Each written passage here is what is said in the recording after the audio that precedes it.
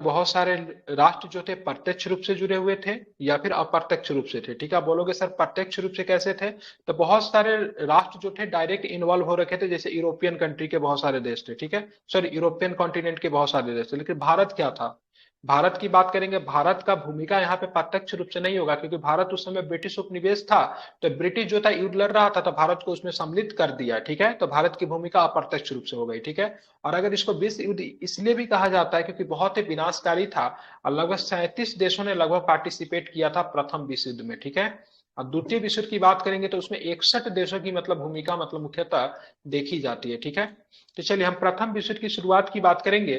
तो प्रथम विश्व युद्ध की शुरुआत जो थी 28 जुलाई 1914 को ऑस्ट्रिया द्वारा सर्बिया पे आक्रमण किए जाने के साथ हुई। ठीक है, तो ध्यान में रखेंगे। तो प्रथम विश्व युद्ध की शुरुआत की बात करेंगे तो 28 जुलाई 1914 को होता है, ऑस्ट्रिया द्वारा सर्बिया पे आक्रमण कर दिया गया। और ठीक है, इसी वजह से मतलब प्रथम विश्व युद्ध शुरू हो जाता है। ठीक है, आप चलेंगे ये विश्व युद्ध जो था 4 वर्षों तक चला। कब से कब तक चला, तो 1914 से में शुरू होता है और 1918 तक चलता है। ठीक है, और इसमें कितने देशों ने भाग लिया, ये प्रश्न कई बार पूछा है। तो प्रथम विश्व युद्ध में कितने सैंतीस। देशों ने भाग लिया, बिल्कुल ठीक है, तो ध्यान में रखेंगे। तो प्रथम विश्व युद्ध की बात करेंगे तो इसमें मतलब कितने देशों ने भाग लिया, तो ध्यान में रखिएगा। तो इसमें आप देखोगे तो इसमें आपका कितने देशों ने, तो मतलब 37 देशों ने पार्टिसिपेट किया। ठीक है, प्रथम विश्व युद्ध का तत्कालीन कारण क्या था, तो देखेंगे प्रथम विश्व युद्ध का तत्कालीन कारण ऑस्ट्रिया के राजकुमार आर्क ड्यूक फर्डिनेंड की बोस्निया की राजधानी सेराजेवो में, ठीक है, 28 जून, ठीक है, 1914 को हत्या कर दी गई। ठीक है, अब यहाँ पे देखेंगे फर्डिनेंड जो राजकुमार जो था, ठीक है, बोस्निया की राजधानी में अपने वाइफ के साथ मतलब घूमने जाता है, जहां पर उसकी क्या हो जाती है, हत्या हो जाती है। और इसी के बाद आप देखोगे, ठीक है, यही तत्कालीन कारण था। अगर पूछेगा प्रथम विश्व युद्ध का तत्कालीन कारण क्या था, तो ऑस्ट्रिया के राजकुमार, ठीक है, फर्डिनेंड के द्वारा मतलब फर्डिनेंड की हत्या जो होती है,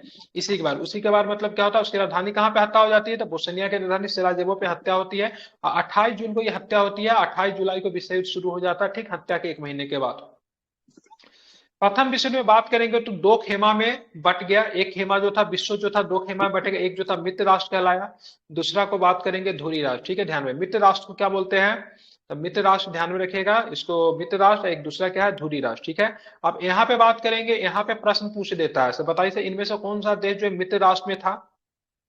ठीक है, कौन सा देश जो था धुरी राष्ट्र में। ठीक है, ध्यान में, एक का अलायंस बोलते थे, एक का सेंट्रल पावर बोलते हैं। कौन सा अलायंस बोलते थे, याद नहीं आ रहा है। इसको सेंट्रल पावर बोलते थे, इसको कोई अलायंस कहा जाता है। ठीक है, धुरी राष्ट्रों का नेतृत्व कौन कर रहा था, तो धुरी राष्ट्रों का नेतृत्व कौन कर रहा था, जर्मनी कर रहा था। ठीक है, धुरी राष्ट्रों का नेतृत्व कौन कर रहा था, जर्मनी कर रहा था। इसमें कौन कौन देश शामिल था, ऑस्ट्रिया शामिल था, हंगरी शामिल था, तुर्की शामिल था, बुल्गारिया शामिल था और इटली शामिल था। ठीक है, धुरी राष्ट्र में कौन कौन देश शामिल था, ये प्रमुख देश है, इसका नाम याद, ऑस्ट्रिया शामिल है, हंगरी शामिल है, तुर्की शामिल है, बुल्गारिया शामिल है और इटली शामिल है। क्या ये सारे के सारे धुरी राष्ट्र में थे, एक बार फिर से सबका नाम पढ़ लीजिए।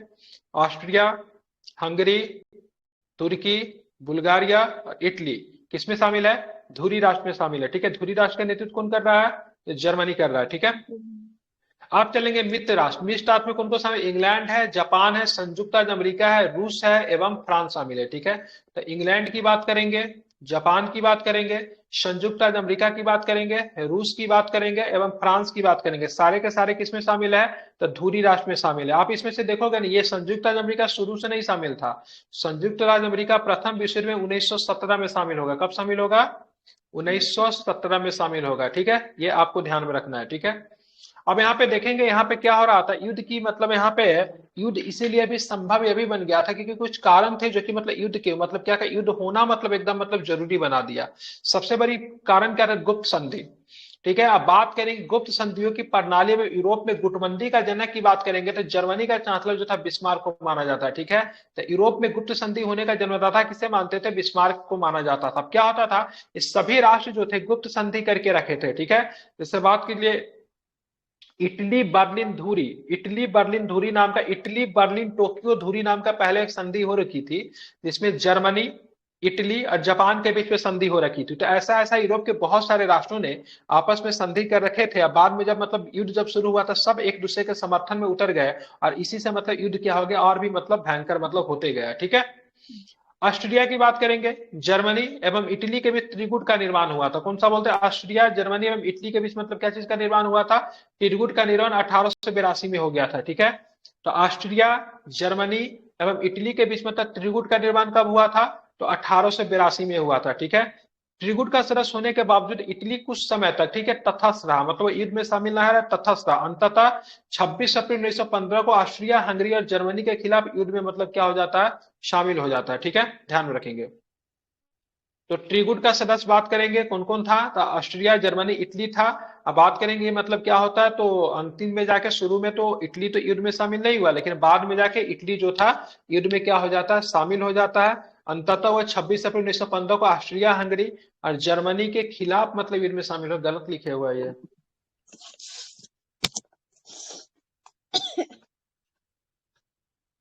नहीं, ये गलत लिखा हुआ, यहाँ पे सुधार लीजिएगा। इटली जो था, ठीक है, प्रथम विश्व युद्ध में ऑस्ट्रिया, जर्मनी, इटली के बीच त्रिगुट का निर्माण हुआ था। ये खिलाफ नहीं होता है, ठीक है। 26 में ऑस्ट्रिया हंगरी और बर्लिन के साथ युद्ध में शामिल होता है, मित्र राष्ट्रों के खिलाफ शामिल होता है। इसको जरा सुधार लीजिएगा, ठीक है, मित्र राष्ट्रों के खिलाफ होगा, न कि ऑस्ट्रिया हंगरी और बर्लिन के खिलाफ, ठीक है, ध्यान में रखेंगे। अब यहाँ पे देखेंगे सर्बिया की गुप्त क्रांतिकारी संस्था का नाम था ब्लैक हैंड था। क्या नाम था? ब्लैक हैंड जो था सर्बिया में मतलब क्या था? गुप्त क्रांतिकारी संस्था का नाम था, ठीक है, ध्यान में रखेंगे। सर्बिया की गुप्त क्रांतिकारी संस्था का नाम क्या था? काला हाथ था, जिसको ब्लैक हैंड कहते हैं, ठीक है। अब यहाँ पे एक युद्ध होता है जिसके बारे में हम लोग पहले भी आपको बता चुके हैं, ठीक है, रूस जापान युद्ध। रूस जापान युद्ध कब होता है? तो 1904-5 में आप देखोगे तो रूस जापान युद्ध होता है, ठीक है। यहाँ पे देखेंगे तो रूस जापान युद्ध 1904-5 में होता है। जापान बहुत छोटा देश था, ठीक है, लेकिन रूस को बहुत ही बुरी तरीके से 1904-5 के युद्ध में मतलब क्या कर देता है? रूस को पराजित कर देता है, ठीक है। अब बात में करेंगे युद्ध की, मतलब किसके इसका युद्ध का अंत किसके मध्यस्थता से हुआ? तो अमेरिकन राष्ट्रपति, ठीक है, रूजवेल्ट की मध्यस्थता से हुआ था, ठीक है, ध्यान में रखेंगे। तो अमेरिका का राष्ट्रपति जो रूजवेल्ट था, उनकी मध्यस्थता से मतलब क्या होता है? इस युद्ध का मतलब अंत होता है। मोरक्को संकट कब पैदा हुआ? ये सारा रीजन है जो कि मतलब द्वितीय विश्व युद्ध की शुरुआत होती है। मोरक्को संकट 1906 में पैदा होता है, ठीक है। अब यहाँ पे देखेंगे रीजन क्या था युद्ध। माइक बंद कीजिए। युद्ध का शुरुआत होने का रीजन क्या था? तो देखेंगे प्रथम विश्व युद्ध के दौरान जर्मनी ने रूस पे आक्रमण कर दिया, ठीक है। प्रथम विश्व युद्ध के दौरान मतलब क्या हुआ? जर्मनी मतलब क्या किया? रूस पे आक्रमण कर दिया। यह आक्रमण कब हुआ? 1 अगस्त 1914 का हुआ, ठीक है। किसके हुआ? 1 अगस्त 1914 का हुआ, ध्यान में रखिएगा। तो सबसे पहले किसने किस पे आक्रमण किया? 1 अगस्त 1914 को। वैसे तो 28 जुलाई को ही मतलब युद्ध शुरू हो गया था, ठीक है, क्योंकि ऑस्ट्रिया ने हमला कर दिया था, ठीक है। लेकिन आप देखोगे इसे मतलब जर्मनी ने रूस पे जो आक्रमण किया था, तो 28 जुलाई के 3 या 4 दिन के बाद 1 अगस्त 1914 को, ठीक है, रूस में एवं फ्रांस पर आक्रमण करके, जैसे रूस पे आक्रमण किया 1 अगस्त 1914 को, ठीक है। और बात करेंगे 3 अगस्त को हमला किया, फ्रांस पे हमला किया, ठीक है, ध्यान में इसको रखना है। उसके बाद क्या होता है? 4 अगस्त को क्या होता है? 1914 को इंग्लैंड प्रथम विश्व युद्ध में शामिल हो जाता है, ठीक है। और 26 अप्रैल 1915 को इटली मित्र राष्ट्रों की ओर से प्रथम विश्व युद्ध में शामिल हो गया, ठीक है।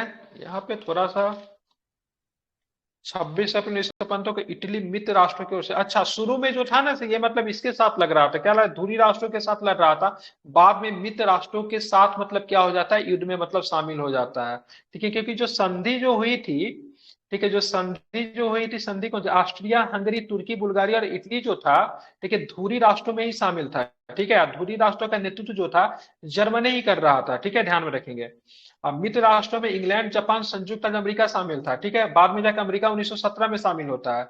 ऑस्ट्रिया, जर्मनी में इटली के बीच त्रिगुट का निर्माण 1882 में हो जाता है, ठीक है। त्रिगुट का सदस्य होने के बावजूद इटली कुछ समय तक तटस्थ रहा, मतलब वो क्या होता है ना, मतलब मित्र राष्ट्रों के खिलाफ मतलब क्या होता है? नहीं जाता है। लेकिन बाद में जाके उल्टा क्या होता है? त्रिगुट को तोड़कर, ठीक है, मित्र राष्ट्रों के मतलब क्या होता है? साथ हो जाता है, ठीक है, मित्र राष्ट्रों के साथ हो जाता है। किसके खिलाफ युद्ध लड़ता है? तो ऑस्ट्रिया हंगरी और जर्मनी के खिलाफ मतलब युद्ध लड़ता है, ठीक है। यहाँ पे थोड़ा कंफ्यूजन है, इसको आप लोग थोड़ा क्लियर कर लीजिएगा, ठीक है। और बाद में जाके तुर्की, बाद में जाके इटली जो था किसके साथ लड़ा था? मित्र राष्ट्रों के साथ लड़ा था। लेकिन बाद में इटली को कुछ मिलता नहीं है, इसलिए इटली देखेंगे तो द्वितीय विश्व युद्ध में मतलब क्या होता है? तो मित्र राष्ट्रों के मतलब खिलाफ हो जाता है, ठीक है, ध्यान में रखेंगे।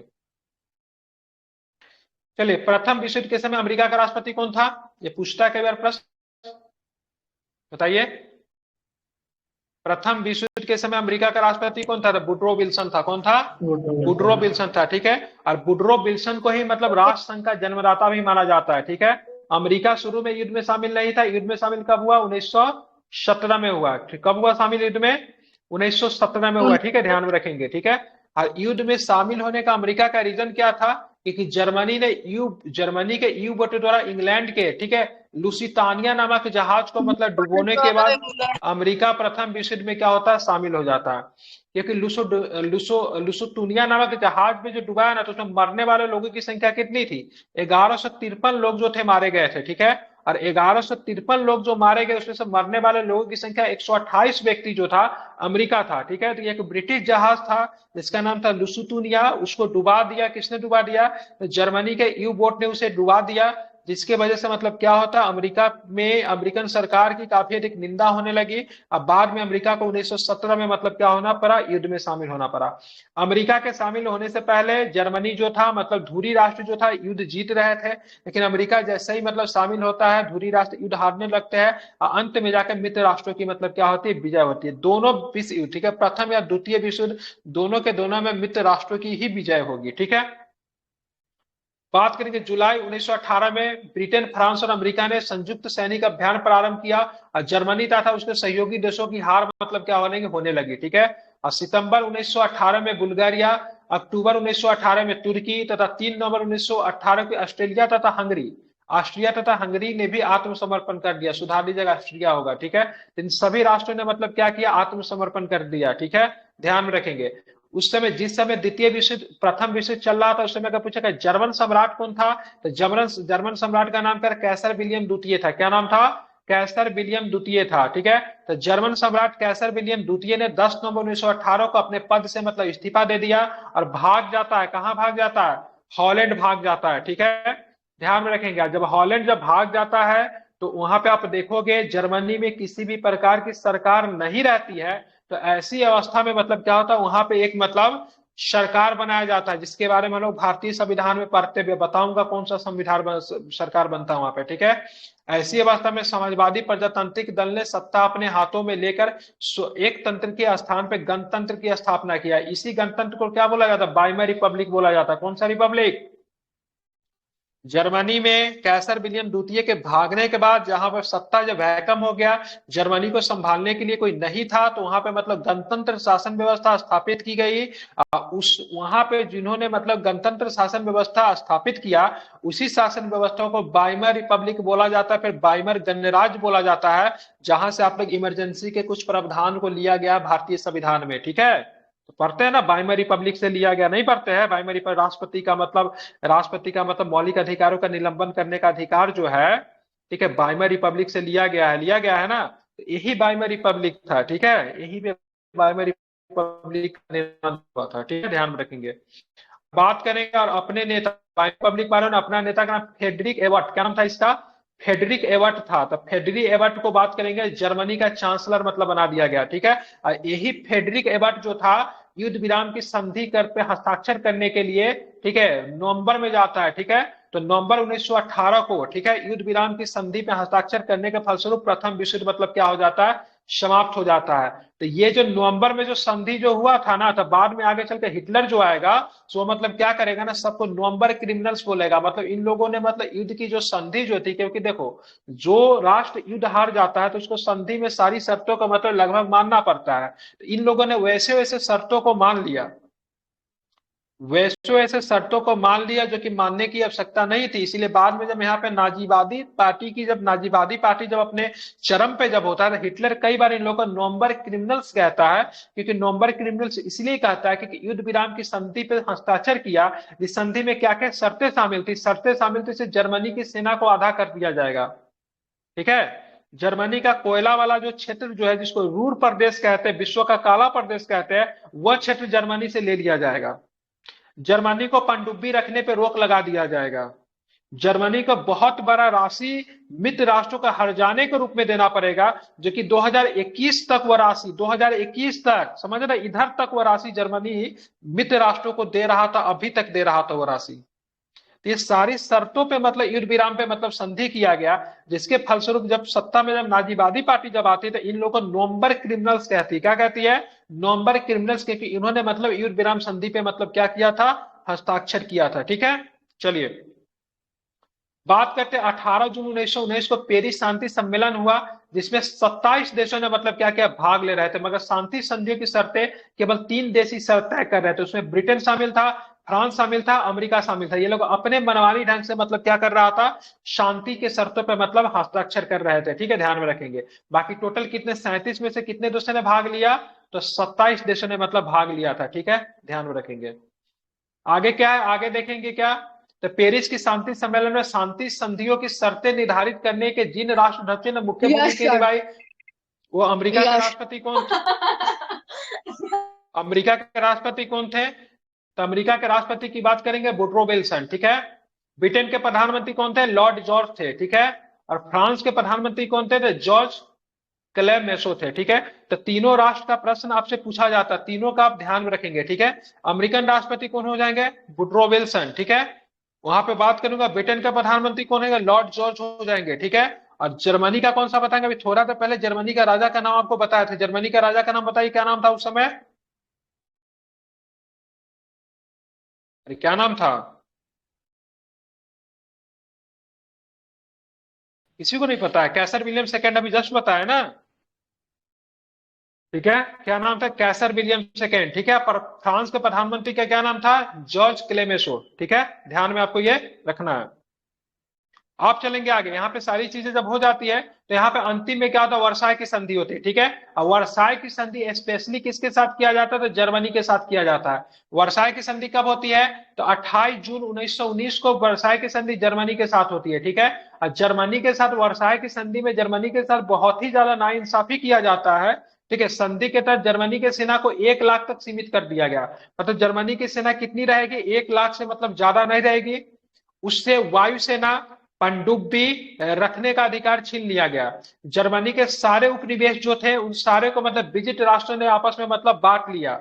युद्ध हार जाने के रूप में जर्मनी में 6 अरब 10 करोड़ पाउंड की राशि की मतलब मांग की गई, ठीक है, ध्यान में रखेंगे। अंतरराष्ट्रीय क्षेत्र में प्रथम विश्व युद्ध का सबसे बड़ा योगदान राष्ट्र संघ की स्थापना थी, जिसकी स्थापना 1920 में हुई थी। लीग ऑफ नेशन बोलते हैं राष्ट्र संघ की स्थापना। इसको स्थापित करने का श्रेय अमेरिका के राष्ट्रपति वुडरो विल्सन को जाता है। इसलिए बोलते हैं राष्ट्र संघ जो था, अमेरिकन राष्ट्रपति वुडरो विल्सन की दिमाग की मतलब क्या थी, उपज थी, ठीक है। और बात करें, इसीलिए बोला जाए प्रथम विश्व युद्ध जो था, प्रथम विश्व युद्ध का विचारोपण जो था वर्साई की संधि में हुई, ठीक है, मतलब सॉरी, द्वितीय विश्व युद्ध का विचारोपण जो था वर्साई की संधि में हुआ। मतलब भविष्य में दूसरा भी विश्व युद्ध होगा, ये सारी कथनी जो था, ये सारा का प्रारूप जो था प्रथम विश्व युद्ध में तैयार हो गया था, ठीक है। अगर मान लीजिए जर्मनी ने गलतियां की, लेकिन अभी तक जो युद्ध जो हो रहा था उसमें एक हर्जाना का छोटा सा राशि लेकर छोड़ दिया जाता था, इस तरीके से अपमानित नहीं किया जाता था इस राष्ट्र को, लेकिन जर्मनी को जितना अपमानित किया गया उसी का फलस्वरूप आप देखोगे से इसका परिणाम स्वरूप आपको कब देखने को मिलेगा, तो इसको आपको मतलब कब देखने को मिलेगा, तो द्वितीय विश्व युद्ध में देखने को मिला। इसलिए बोलते हैं प्रथम विश्व युद्ध के दौरान होने वाले वर्साई की संधि में ही द्वितीय विश्व युद्ध के मतलब क्या छिपे थे, तो बीज छिपे थे, ठीक है, ध्यान में आपको रखना है। ये सारी चीजें मतलब क्या होता है, प्रथम विश्व युद्ध में होता है। उसके बाद आपको दूसरा विश्व युद्ध देखने को मिलता है, जो कि बहुत दूर नहीं है, 20 साल के बाद फिर से दूसरा विश्व युद्ध की शुरुआत आपकी लगभग हो ही जाती है, ठीक है, ध्यान में रखेंगे। समझ में आई बात, एनी डाउट, बोले कोई डाउट है, आगे चलो। जी सर। आप चलेंगे चीनी क्रांति, ठीक है। देखेंगे चीनी क्रांति जिस समय हुआ 1911 में हुआ, ठीक है। जिस समय चीनी क्रांति हुआ उस समय मंचू राजवंश का पतन, मंचू राजवंश का शासन था, किसका था, मंचू राजवंश का, ठीक है। किसका शासन था, मंचू राजवंश का शासन था, ठीक है। जिस समय चीनी क्रांति होती है उस समय किस राजवंश का शासन था, मंचू राजवंश का शासन था, ठीक है। ठीक है, चीनी क्रांति कब होती है, तो 1911 में चीनी क्रांति क्या होती है, प्रारंभ होती है, ठीक है। चीनी क्रांति के नेता की बात करेंगे तो चीनी गणराज्य का पिता, जैसे हमारे महात्मा गांधी थे ना, उसी तरह सन्यात सेन, ठीक है। चीनी गणराज्य के पिता की बात करेंगे सन्यात सेन थे, ठीक है। बात के सन्यात सिंह जी की बात करेंगे तो 1911 में चीनी क्रांति के नायक थे, इन्होंने शुरुआत की थी चीनी क्रांति। सबसे पहले 1905 में सन्यात सेन ने, ठीक है, तुंगमेंग, ठीक है, तुंगमेंग दल की स्थापना की, जिसका उद्देश्य चीन में मंचू वंश के शासन को समाप्त करना था, ठीक है। मंचू वंश अच्छा शासक नहीं था, बहुत वर्षों से मंचू वंश का शासन चला हुआ आ रहा था। इसको मिंग वंश भी कहते हैं। अगर मंचू अगर कहीं पे नहीं रहे, ऑप्शन में अगर मंचू नहीं रहे तो मिंग देख लीजिएगा, ठीक है। क्या बोलते हैं, मिंग डायनास्टी बोले। बहुत ही दुर्बल शासन था, जो कि मतलब विदेशियों का, ठीक है, क्या बोलेंगे, विदेशियों का उपनिवेशियों का हाथ की कठपुतली बनी हुई थी, सरकार जैसे चाहती थी, ब्रिटिश सरकार, ठीक है, अमेरिकन सरकार, फ्रेंच सरकार उस तरीके से चलती थी, ठीक है। जैसे भारत किसका गुलाम था? भारत ब्रिटिश का गुलाम था। लेकिन ब्रिटेन, ये चीन की बात करेंगे तो किसी का गुलाम नहीं था, ये अमेरिका का भी गुलाम था। एक चीन समझ लीजिए ये है, इसको बोलते कट द चाइनीज लेमन, क्या बोलते हैं? कट द, ठीक है, चाइनीज लेमन, ठीक है, मैंने चीनी खरबूजे को काटो, ठीक है, चीनी खरबूजा को काटो और चीनी खरबूजा को काट के आपस में बांट लो। भारत तो केवल ब्रिटेन का गुलाम था ना, हमारे यहाँ अमेरिकन फ्रेंच ये सब तो चले गए, अमेरिकन तो आए नहीं, ठीक है, लेकिन फ्रेंच वगैरह ये सब तो चले गए। ये चीन के क्षेत्रों को क्या किया था, थोड़ा सा अमेरिका ले लिया, थोड़ा सा फ्रांस को दे दिया, थोड़ा सा ब्रिटेन को दे दिया, थोड़ा सा जापान को दे दिया, ठीक है, सभी ने मतलब क्या किया, चीन के क्षेत्रों को आपस में मतलब बांट लिया। इसीलिए बोलते हैं कट द चाइनीज लेमन, क्या बोलते हैं? कट द चाइनीज लेमन, चीनी खरबूजों को काटो, ठीक है। ये सारी चीजें हो रही थी, लेकिन फिर भी बेचारा मंचू राजवंश जो थी कुछ कर नहीं पा रही थी, ठीक है। तो इसीलिए मतलब डॉक्टर सन्यात सिंह ने वहां पर चीनी क्रांति की शुरुआत किया। बोला से भाई साहब मंचू राजवंश को हटाएंगे, यहाँ पे एक सशक्त मतलब शासन व्यवस्था की नींव हम क्या करेंगे, रखेंगे यहाँ पे, ठीक है, ध्यान में रखेंगे। क्रांतिकारियों ने 9 दिसंबर 1911 को सन्यात सिंह को अपनी सरकार का अध्यक्ष मतलब क्या करता है, चुन लेता है। कोबिनेट लीग सोसाइटी का संस्थापक की बात करेंगे, सन्यात सिंह था। 1911 में चीन, 1911 की क्रांति के बाद चीन में गणतंत्र शासन पद्धति की मतलब क्या होती है, स्थापना होती है, ठीक है, ध्यान में रखेंगे। कौन सी? ध्यान में रखेंगे, तो गणतंत्र शासन पद्धति की स्थापना हुई तो 1911 में चीनी क्रांति, मतलब 1911 में आप देखोगे तो पूरी तरीके से मतलब क्या होता है, चीन से मतलब मंचू राजवंश का मतलब पतन हो जाता है 1911 में, ठीक है। अब यहाँ पे देखो, वुहान सी काई ने समर्थन में सन्यासी ने अपना नेतृत्व वापस ले लिया, ठीक है।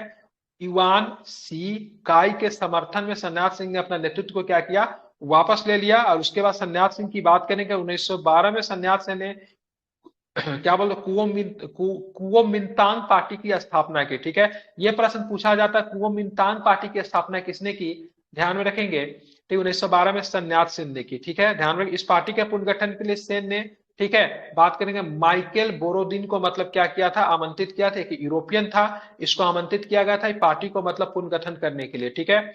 सन्यास सिंह ने अपनी सेना के संगठन के लिए जनरल गैलन को चुना था, किसे चुना था, तो जनरल गैलन को चुना था अपनी सेना के क्या करने के लिए, तो सेना को मतलब क्या करें, संगठन करने के लिए, ठीक है। बात करें डॉक्टर सन्यास सिंह की, बात करेंगे, उनके 3 सिद्धांत थे। एक सिद्धांत था राष्ट्रवाद था, दूसरा था लोकतंत्रवाद था, और तीसरा सिद्धांत जो था सामाजिक न्याय था, ठीक है। 3 सिद्धांत पे अपने पार्टी को ये चलाना चाहते थे। डॉक्टर सन्यास सिंह को चीन का मतलब क्या कहते हैं, चीन को राष्ट्रपिता कहते हैं, ठीक है। भारत का राष्ट्रपिता महात्मा गांधी, उसी तरह से चीन की राष्ट्रपिता, ठीक है, कौन थे, तो डॉक्टर सन्यास। इनकी मृत्यु की बात करेंगे ना, 1948 में इनकी मृत्यु हो जाती है, ठीक है। कब होती है? कोमितांग दल के संस्थापक कौन थे, तो डॉक्टर सन्यास सिंह थे। अब यहाँ पे देखेंगे तांग वंश, ठीक है, ध्यान में रखिए, तांग वंश, ठीक है। अब चलेंगे, तांग वंश क्या था, तो चीन में तांग राजवंश के तहत एक साम्राज्य स्थापित हुआ जो लगभग 300 वर्षों तक 7वीं से लेकर 9वीं सदी तक सत्ता में रहा। इसकी राजधानी की बात करें, सियान था, दुनिया के सबसे बड़े नगरों में से एक जो थी सियान थी, ठीक है। तांग साम्राज्य परीक्षा के माध्यम से नियुक्त की गई नौकरशाही द्वारा प्रकाशित होता था, ठीक है। तो तांग साम्राज्य सबसे पहले प्रशासन में परीक्षा के माध्यम से लोगों को चुनना, ये सबसे पहले शुरुआत करेंगे। तो इसकी सबसे पहले शुरुआत की बात करेंगे, कब कहाँ हुई थी, तो चीन में ही मतलब इसकी मतलब क्या होती है, तो इसकी आपको शुरुआत आपको देखने को मिलती है, ठीक है, ध्यान में रखेंगे। तो तांग साम्राज्य में ही आप देखोगे सबसे पहले परीक्षा के माध्यम से नौकरशाही, जिसको ब्यूरोक्रेट कहते हैं, तो उसका मतलब चयन किया जाता था, ठीक है। डॉक्टर सन्यास, सॉरी मैं ऊपर में गलत टिक दिया, नहीं ये 1948 नहीं 1925 होगा। 1948 में तो वहां पे फिर से मैंने गृह युद्ध शुरू हो जाता है, सॉरी, ठीक है। तो यहाँ पे ध्यान में रखिएगा, जो 1948 में वहां पे उसकी सरकार बनती है, क्या नाम, माओ की सरकार बनती है, मिस्टेक। 1925 में डॉक्टर सन्यास सिंह की मृत्यु हो जाती है। और जब डॉक्टर सन्यास सिंह की जब मृत्यु होती है, तो बात करेंगे पार्टी का नेतृत्व किसके हाथों में आ जाता है, तो इसका नाम है चियांग काई शेक, ठीक है। चियांग काई शेक के नेतृत्व में 1926 में, ठीक है, कुओमिंतांग पार्टी का नेतृत्व किसने संभाला, तो चियांग काई शेक ने संभाला, ठीक है। मृत्यु की बात करें, इनकी मृत्यु कब होती है, 1925 में मृत्यु हो जाती है किनकी, डॉक्टर सन्यास सिंह का। 1927 में मतलब क्या था, कुओमिंतांग पार्टी से साम्यवादी लोग अलग हो जाते हैं, ठीक है, ध्यान में रखेंगे। अब यहाँ पे क्या होता है ना, तो यहाँ पे देखेंगे ये कोमितांग पार्टी तब तक बिल्कुल अच्छे तरीके से चला जब तक इसमें कौन थे, डॉक्टर सन्यात सिंह थे। तो डॉक्टर सन्यात सिंह जो थे, तो पार्टी में दोनों तरह के लोग थे, एक तो लोकतंत्र के समर्थक भी थे और दूसरा जो था साम्यवादी लोग भी थे। लेकिन चियांग काई शेक की बात करेंगे ना, तो इसके समय में क्या होता, पार्टी मतलब टूटने लगती है, और इस पार्टी में मतलब साम्यवादी लोग जो थे, कम्युनिस्ट लोग जो थे, वो मतलब क्या हो जाते, अलग हो जाते हैं, ठीक है। और जैसा ही अलग होते 1927 में, उसी तरह से चीन में मतलब क्या होता, गृह युद्ध शुरू हो जाता 1928 में, जो कि लंबा चला 1928 से लेके 1947-47 तक चीन में मतलब गृह युद्ध चलेगा, ठीक है, 20 वर्षों तक। गृह युद्ध किसके किसके बीच में चलेगा, तो चंगाई काई शेक की जो पार्टी थी, इसका नाम था कुओमिंतांग दल, ठीक है, और साम्यवादी अपना एक पार्टी बनाएंगे, चीनी कम्युनिस्ट पार्टी, दोनों के बीच में मतलब गृह युद्ध चलेगा। इसका नेता की बात करेंगे तो चियांग काई शेक होगा, और इसका नेता का नाम को बोलते हैं माओ, बोलते हैं क्या, बोलते हैं माओ तसे तुंग, क्या बोलते हैं, माओ तसे तुंग बोलते हैं, ठीक है। दोनों के बीच में मतलब गृह युद्ध मतलब चलेगा, ठीक है। 1925 में हुआन के विशाल किसान आंदोलन का नेतृत्व किसने किया था, माओ तसे तुंग ने किया, ठीक है। यही एक आगे चल के माओ से इस शब्द निकल कर आया माओवादी, क्या निकल कर आया, माओवादी, जो कि भारत में नक्सली वगैरह जो कि सरकार को नहीं मानते हैं, ठीक है, बार बार क्या करते हैं, हिंसा करते हैं, तो यही माओ का ही दिया हुआ विचारधारा है, ठीक है। माओ का विचारधारा ने दुनिया में करोड़ों लोगों को मारा, अकेले चीन में मतलब 2 से 2.5 करोड़ लोगों को इसने मतलब क्रांति के नाम में मतलब मरवा दिया था। इसका स्टेटमेंट एक है, power comes from Ballad of gun. Power कहां से निकलती है, तो पावर निकलती है बंदूक के नली से, पावर निकलती है, इसका स्टेटमेंट है, ठीक है। तो माओ और माओ के बीच में उधर मतलब क्या, कौन सी पार्टी थी, कुओमिंतांग पार्टी, दोनों के बीच में मतलब क्या होता है, गृह युद्ध मतलब प्रारंभ होती। एक का नेता जो था चियांग काई शेक था, दूसरा का नेता क्या था, माओ तसे तुंग था। दोनों का मतलब क्या कहना था, दोनों का कहना था चीन पे सरकार किसकी बनेगी, माओ की सरकार बनेगी, तो चियांग काई शेक की सरकार बनेगी, ठीक है। माओ का विचारधारा कैसा था, तो माओ का विचारधारा की बात करेंगे साम्यवादी था। चियांग काई शेक का विचारधारा कैसा था, चियांग काई शेक की विचारधारा जो था पूंजीवादी था। अब इसमें क्या होगा, इसमें अब विदेशी ताकत भी कूदने लगेंगे, ठीक है। विदेशी ताकत क्या करेंगे, तो चंगाई के सबको सपोर्ट कर देंगे, इसको सपोर्ट कर देंगे यूएसए, ठीक है। और इसको सपोर्ट कौन कर देगा, रसिया, समझ रहा है ना। अब दोनों के बीच में मतलब क्या होगा, गृह युद्ध मतलब प्रारंभ होगा, ठीक है। तो माओ तुंग का जन्म 1893 में कहां पे, तो यूनान में हुआ था, कहां पे हुआ था, यूनान में हुआ था। चंगाई काई शेक ने केंद्रीय सरकार की संस्था नानकिन में संभाली। चंगाई काई शेक ने अपनी सरकार की स्थापना फार्मोसा में की, ठीक है। अब क्या होता है ना, जब यहाँ पे जब खूब मारपीट जब होने लगता है, अब शुरू में मतलब तो क्या होता है, चंगाई के शेख जो था काफी भारी पड़ता है माओ के ऊपर। अब माओ के जितने भी लोग रहते हैं उनको बुरी तरीके से खात्मा करता है। लेकिन बाद में माओ जो था क्या करता है, गांव गांव में जाकर काफी लंबा यात्रा तय करता है, और गांव के किसानों से मिलता है, ठीक है। गदहा पे बात करेंगे, माओ की बात करेंगे तो गधे पे बैठ के, ठीक है, गांव के किसानों को अपने से जोड़ने का काम करता है, एक बहुत बड़ा सेना बना लेता है। उसके बाद चंगाई का शेख की सेना को बुरी तरीके से पिटना शुरू करता है। अब बाद में चंगाई का शेख की सेना जो होती है भागने लगती है पीछे। अब भाग के मतलब कहां पे पहुंच जाती है, तो फर्मोसा आइलैंड पे पहुंच जाती है, कहां पे पहुंच जाती है, फर्मोसा आइलैंड पे पहुंच जाती है, जिसको अभी वर्तमान में ताइवान के रूप में जानते हैं, किस नाम पे जानते हैं, तो ताइवान के रूप में जानते हैं, ठीक है। तो चंगाई काई शेक की सरकार जो थी केवल कहां पे बन जाएगी, ताइवान पे ही बन के रह जाएगी, जिसको चाइना बोलता है ताइवान उबान कुछ नहीं है, मेरा ही हिस्सा है। ताइवान पे हम क्या करेंगे, हमला करके ताइवान को मिला लेंगे। तो अभी जो ताइवान जो देखते हैं ना, वो ताइवान क्यों बना, क्योंकि माओ के सेना के बीच में चियांग काई शेक की सेना के बीच में लड़ाई जब हुई, गृह युद्ध जब चल रहा था, तो शुरू में चियांग काई शेक की पूरा सरकार चीन पे था। लेकिन जब बाद में माओ जब बहुत भारी पड़ा, तो चियांग काई शेक को अपना सरकार के साथ भागना पड़ा। तो भाग के एक टापू पे चला गया, छोटा सा टापू पे, जिसको हम लोग उसे फर्मोसा द्वीप के नाम से जानते थे, वर्तमान में ताइवान के नाम से जानते थे। ताइवान में उसकी सरकार बन गई, ठीक है। इधर पूरे चाइना पे किसका अधिकार हो गया, तो पूरा चाइना पे माओ का अधिकार हो गया, ठीक है। और साम्यवादी का दमन करने के लिए, यही साम्यवादी कौन था, तो माओ का जो नेतृत्व करा तो साम्यवादी था। तो साम्यवादी का दमन करने के लिए चियांग काई शेक ने ब्लू शर्ट आतंकवादी दल का मतलब गठन भी किया था, ठीक है। तो दोनों एक दूसरे को मारते थे, साम्यवादी जो था पूंजीवादियों को मार रहा था, पूंजीवादियों जो था साम्यवादी को मार रहा था। लेकिन आखिरी में जीत किसकी हुई, तो आखिरी में जिन साम्यवादियों की हुई, साम्यवादियों ने चाइना के मेनलैंड से, चाइना के प्रमुख भूमि से चियांग काई शेक की सरकार को भागने पे मजबूर कर दिया। चियांग काई शेक की सरकार को कहां भाग के जाना पड़ा? तो इनको भाग के जाना पड़ा, फर्मोसा द्वीप पे जाना पड़ा, जिसको वर्तमान में ताइवान के नाम से जानते हैं। ठीक है, आई थिंक कहानी समझ में आ गई। बोलिए कि नहीं समझ में आई? चीनी क्रांति नहीं पढ़े थे क्या अभी? आई सर, समझ आ गई। ठीक है, पहले के सर नौमा जी का किताब जो था ना, उसमें चीनी क्रांति पूरा दिया हुआ था। बोली क्या? सर जी 9 बजे बोल के 10 बजे करा रहे हैं। कहाँ 9 बजे बोला था? टाइम तो लिख ही दिया था। बोला था 9 बजे, लेकिन बाद में मैंने टाइम मेंशन कर दिया था। अब यहाँ पे देखेंगे क्या हुआ। आप देखेंगे क्या होता है। माओ तसे तुंग के नेतृत्व में 1 अक्टूबर 1949 को जनवादी गणराज्य की स्थापना चीन में की गई। ठीक है, क्योंकि चीन के जो मेनलैंड चाइना जो था, उसको छोड़ के चियांग काई शेक की सरकार को कहां पे भागना पड़ा? तो उनको भाग के जाना पड़ा, फर्मोसा द्वीप पे जाना पड़ा, जहां पे मतलब उसने ताइवान एक छोटा सा जगह पे सरकार बनाई, जो कि अभी ताइवान में भी सरकार बनी हुई है, जिसको चाइना कहता है ताइवान तो कोई देश ही नहीं, चाइना तो एक ही, ताइवान कहां से आ गया? ये तो ताइवान तो मेरा ही है, क्योंकि हमने चियांग काई शेक को भागने पे मजबूर कर दिया था और ताइवान को बार बार धमकी देता मिलाने का। तो वो सरकार जो थी ना, चियांग काई शेक की सरकार बनी थी ताइवान में। ठीक है, अब पूरे चाइना पे किसकी सरकार बन गई? तो माओ की सरकार बन गई।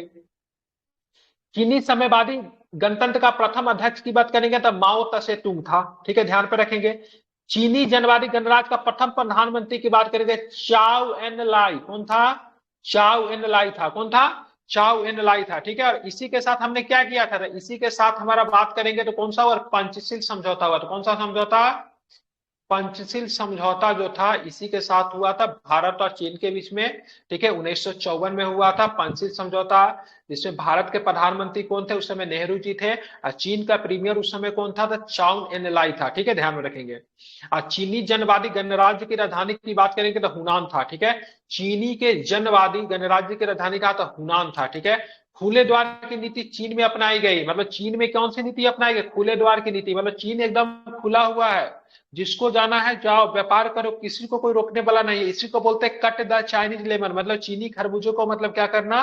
काटना। ठीक है, ध्यान में रखेंगे। इसी को क्या बोला जाता है?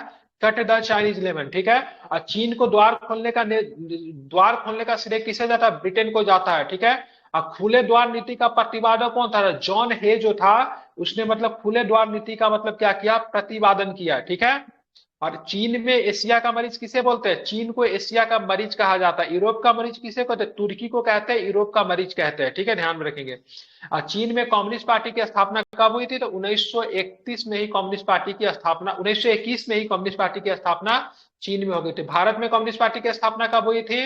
1925 में हुई थी। ठीक है, ध्यान में रखेंगे। ठीक है, अब इसीलिए देखोगे से जब भारत चीन युद्ध जब हुआ था, भारत चीन युद्ध जब हुआ था 1962 में, तो कम्युनिस्ट पार्टी जो भारत को जो था वो मतलब चुप रहा था, क्योंकि चीन में भी कम्युनिस्ट पार्टी, यहाँ पर भी कम्युनिस्ट पार्टी। कम्युनिस्ट पार्टी के बीच में बड़ा मेल मिलाप होता है।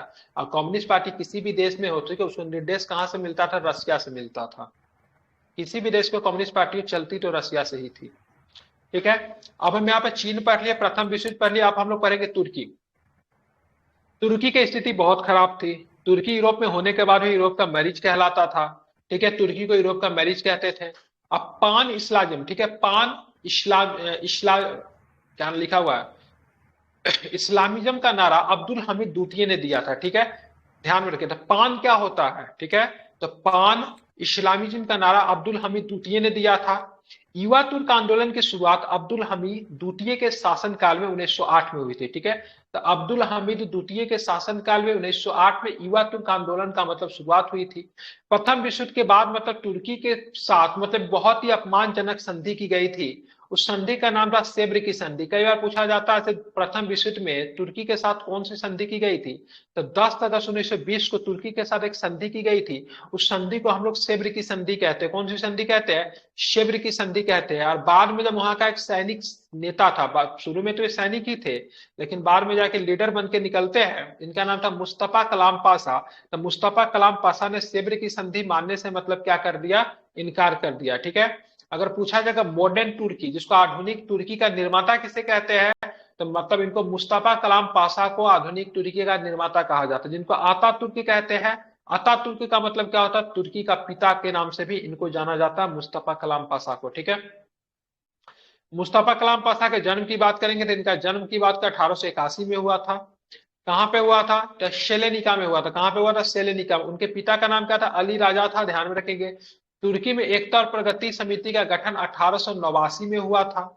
प्रारंभ में कलाम पाशा एकता और प्रगति के समिति के प्रभाव में आया, ठीक है। शुरू में बात करेंगे 1889 में जिसकी स्थापना हुई थी, एकता और प्रगति समिति, उसी के प्रभाव में शुरुआती दौर में मुस्तफा कलाम पाशा आता है, ठीक है। सेनापति के रूप में मुस्तफा कलाम पाशा, मैंने पहले ही बताया, सेनापति था, सैनिक था, ध्यान में रखेंगे। तो एक युद्ध हुआ था इसका, गल्ली पोती, ठीक है। गल्ली पोती के युद्ध में मुस्तफा कलाम पाशा को बहुत बढ़िया मतलब क्या मिला था? सफलता मिला था, ठीक है, ध्यान रखेंगे।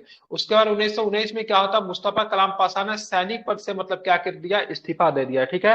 तो मुस्तफा कलाम पाशा सैनिक पद से इस्तीफा दे देते हैं। 1919 में क्या करते हैं? ये मतलब आपको इस्तीफा दे देते हैं, ठीक है।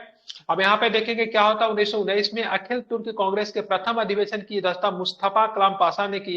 और 1923 में तुर्की एवं यूनान के बीच, ठीक है, लेजान की संधि, ये पूछा जाता है लोजान की संधि किसके किसके बीच में होती है? तो तुर्की और मतलब किसके? यूनान के बीच में, ठीक है। यूनान को एथेंस बोलेंगे, ठीक है। तुर्की, अभी तो नाम इसका बदल गया, तुर्की का क्या हुआ? तुर्कीये बन गया है, ठीक है। तो तुर्की और मतलब यूनान के बीच में कौन सी संधि होती है? लोजान की संधि होती है, ठीक है, ध्यान में रखेंगे। अब इसी के बाद मतलब क्या होता है? 23 अक्टूबर 1923 को तुर्की में गणतंत्र की घोषणा हुई, ठीक है। पहले वहां पे राजा हुआ करता था, तो राजा को हटा दिया जाता है, ठीक है, मतलब बोलते हैं खिलाफत, ठीक है। भारत में भी खिलाफत आंदोलन हुआ था। क्यों हुआ था खिलाफत आंदोलन? मैंने ऊपर बताया ना, तुर्की के साथ एक संधि की गई थी, अपमानजनक संधि के सेब्र की संधि। तो जब यहाँ पे खिलाफत जो था, जो खलीफा, खलीफा शब्द जो था इस्लाम जगत में, ठीक है, बहुत ही सम्मानजनक का पद था। जब खलीफा के साथ जब अन्याय किया गया, तो वहां पे जितने भी देश के मतलब जितने भी विश्व के मुसलमान जो थे अलग अलग देश में, सबके सब बिखर गए। खलीफा के समर्थन में उन्होंने मतलब क्या किया? खिलाफत आंदोलन किया। तो भारत में भी खिलाफत आंदोलन चल रहा था। गांधी जी ने ही मतलब बाद में जाके असहयोग के साथ ही खिलाफत मतलब चलने लगा। 1919 में ही शुरू हुआ था, अली बंधु ने शुरू किया था, आपको पता ही है। लेकिन बाद में जाके क्या होता? 1924 में, ठीक है, 1923 में तुर्की में गणतंत्र की घोषणा हुई और 1924 में मुस्तफा कलाम पाशा के द्वारा खिलाफत को समाप्त कर दिया गया, ठीक है। जैसे खिलाफत समाप्त होता है, जब खिलाफत ही समाप्त हो गया तो उसके लिए जो आंदोलन चल रहा था वो स्वतः ही मतलब क्या होगी? समाप्त हो जाएगी। तो भारत जैसे देश में भी आप देखोगे 1924 के आसपास खिलाफत की पूरी तरीके से समाप्ति मानी जाती है, ठीक है। तो खिलाफत आंदोलन खलीफा से संबंधित है, भारत में भी चला था, अली बंधु ने चला था, ये आपको याद रखनी होगी, ठीक है। चलिए, अब यहाँ पे क्या होता है? 1923 में तुर्की में नए गणतंत्र की स्थापना होती है, 1924 में खिलाफत की समाप्ति होती है और 1924 में तुर्की में एक नया संविधान बन गया, ठीक है। तुर्की का जो नया गणतंत्र वाला, गणतंत्र मतलब जनता का शासन, जब जनता का शासन जब राजा को हटा के जब वहां पर स्थापित किया गया, मतलब खलीफा को हटा कर स्थापित किया गया, तो तुर्की गणराज्य का पहला जो राष्ट्रपति की बात करेंगे तो मुस्तफा कलाम पाशा बनते हैं, ठीक है। इनके पार्टी का नाम क्या था? रिपब्लिकन, ठीक है, रिपब्लिकन पीपुल्स पार्टी जो था इनके पार्टी का नाम था, ठीक है, ध्यान में रखेंगे। अब जब बात करते हैं मुस्तफा कलाम पाशा के द्वारा किए गए महत्वपूर्ण कार्य, कौन कौन कार्य था? तो 1932 में तुर्की भाषा परिषद की स्थापना की। 1933 में तुर्की में प्रथम पंचवर्षीय योजना को लागू होना, ठीक है, भारत में भी पंचवर्षीय योजना लागू हुआ था, तुर्की में भी लागू हुआ 1933 में। 1924 ईस्वी में तुर्की में धर्मनिरपेक्ष राज्य की घोषणा। अभी भले ही तुर्की एक इस्लामिक राष्ट्र बन गया, ठीक है, कट्टरपंथ की राह पे जा रहा है, लेकिन 1924 में तुर्की को एक सेकुलर स्टेट बनाने की घोषणा की गई थी, किसके द्वारा? तो मुस्तफा कलाम पाशा के जैसे भारत कैसा सभी धर्मों को अपना धर्म मानने का अधिकार, उसी तरह तुर्की को भी बनाने की घोषणा की गई थी। लेकिन अभी की बात करेंगे तो तुर्की की बात के बहुत ही कट्टरपंथ की ओर मतलब वो धीरे धीरे जा रहा है, ठीक है।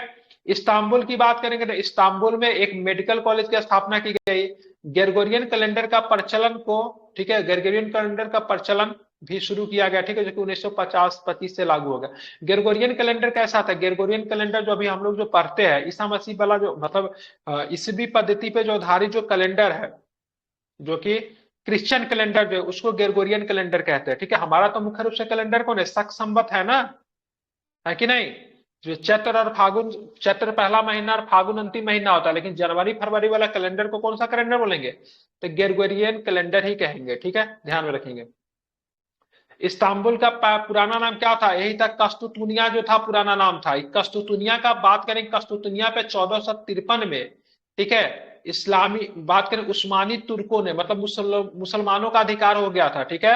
एक कस्तुतुनिया पे पहले किसका अधिकार था? तो पहले ईसाइयों का अधिकार था, ठीक है। ये कस्तुतुनिया जो था ना पूर्वी रोमन साम्राज्य का पार्ट था। किसका पार्ट है? कल हम बता रहे थे, थोड़ा सा बताए थे आप लोगों को, ठीक है। ये पूर्वी रोमन साम्राज्य का पार्ट था। किसका था? जब डिटेल में बताऊंगा ना तो सब बता दूंगा। पूर्वी रोमन साम्राज्य का पार्ट था। लेकिन दिक्कत क्या होता है, 1453 में मतलब यहाँ पे एक लड़ाई होती है, ठीक है।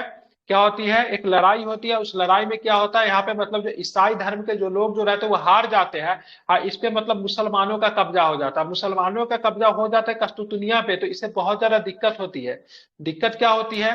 तो हम यहाँ पे दिक्कत ये होगी से भाई साहब, यहाँ पे सबसे बड़ा रीजन प्रॉब्लम ये होगा कि कस्तुतुनिया को लेकर मतलब व्यापार होता था, ठीक है। भारत के साथ मतलब व्यापार होता था, कस्तुनिया होते ही यूरोप में जाता था।